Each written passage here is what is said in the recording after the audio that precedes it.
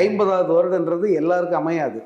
அது ரஜினி மாதிரி, ரஜினி முதல் படத்திலிருந்து இந்த 50 வருடங்களில் முழுக்க வந்து ஒரு லீடு ஹீரோ, அதாவது கதாநாயகனாகவே வந்து 50 வருஷத்தை வந்து ஒரு சினிமாவில் தக்க வைக்கிறது சாதாரண விஷயம் இல்லை.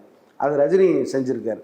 அது மட்டும் இல்லை, நீங்கள் கருப்பு வெள்ளை காலத்திலிருந்து இன்றைக்கி அது கலரு, 3D, ஐமேக்ஸு, 4D, அப்புறம் டி பாக்ஸு, இப்படி பல தொழில்நுட்பங்கள் இந்த எல்லா காலகட்டத்திலுமே ரஜினி வந்து நடிச்சுக்கிட்டே இருக்கார்.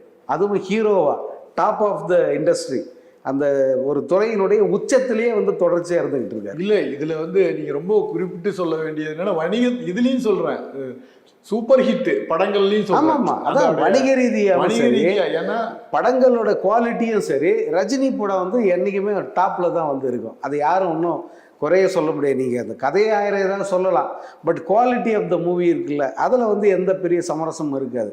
அது அண்மை காலத்து படங்கள்லாம் பார்த்து பார்த்து வந்து எடுக்கிறாங்க. அவருடைய படங்கள் வணிகத்துலேயும் சரி, அது இப்போ வரைக்கும் உச்சத்தில் தான் இருக்குது. லோகேஷ் கனகராஜ் இயக்கத்தில் கூலிங்கிறது இது எந்த வகையில் முந்தைய படங்களை விட சிறப்பான ஒரு அந்தஸ்து பெற்றுது? அதாவது ரஜினிக்கே வந்து இந்த அவரை வந்து காட்டியிருக்கிற விதம் வந்து அவருக்கு ரொம்ப பிடிச்சி போனதாக சொல்கிறாங்க. இது வரைக்கும் வந்து ரஜினி இந்த திரைத்துறையில் அவர் எந்த அளவுக்கு எக்ஸ்பர்ட்டு, காட்சி எப்படி வருங்கிறது கணிக்கிறதுல அவர் எக்ஸ்பர்ட்டுன்னு தெரியும்.